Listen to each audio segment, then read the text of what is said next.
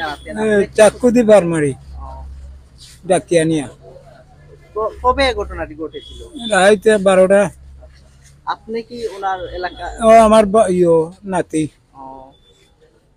এই ঘটনায় কাউকে কি পুলিশ গ্রেফতার করেছে?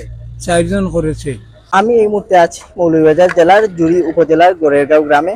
এই গ্রামে গতকাল ভোর রাতে ঘুম থেকে ডেকে নিয়ে ছুরির আঘাত করে তরুণকে হত্যা অভিযোগ পাওয়া গেছে।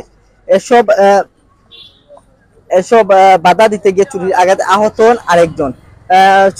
গতকাল শনিবার রাতে উপজেলার সদর জায়ফরনগর ইউনিয়নের গোরগা এলাকায় এই ঘটনাটি ঘটে। এ ঘটনায় জড়িত থাকার অভিযোগে 4 জনকে আটক করেছে পুলিশ। জানা যায় নিহত তরুণ ইদুল হাসান আরমান, বয়স তার 22 বছর। তিনি উপজেলার গোরেরগাঁওয়ের বাসিন্দা, সৌদি আরব প্রবাসী সুমন মিয়ার ছেলে। চুরির আঘাত অপর ব্যক্তির নাম রফিক মিয়া, বয়স 48 বছর।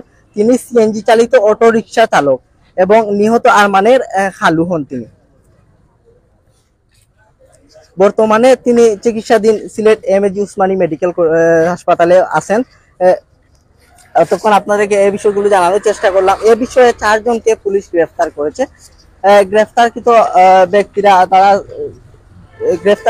ব্যক্তিদেরকে জুড়ি থানা পুলিশ গ্রেফতার করেছে।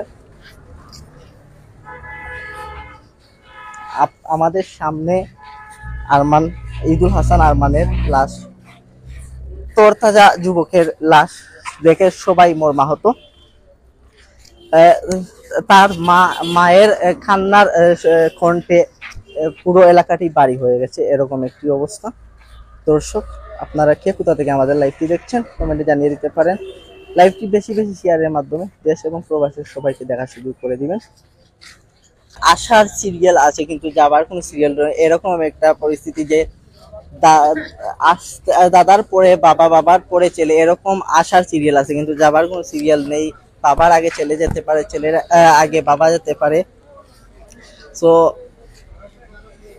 সবাই লাইভটি বেশি বেশি শেয়ার করবেন। আরেকটা বিষয় জানিয়ে রাখি, বাদ মাগরিব এই যে মৃত আরমানের জানাজা বাদ মাগরিব, আপনারা যারা লাইভে জানাজায় যুক্ত হতে চান চলে আসতে পারেন।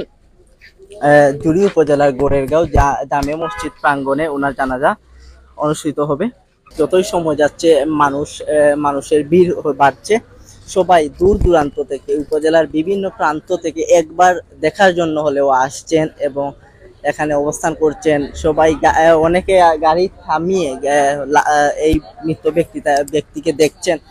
সবার মনে একটাই প্রশ্ন, এরকম একজন তরতাজা তরুণ যুবক নিমিষেই শেষ, এটা কেউই মানতে পারছেন না।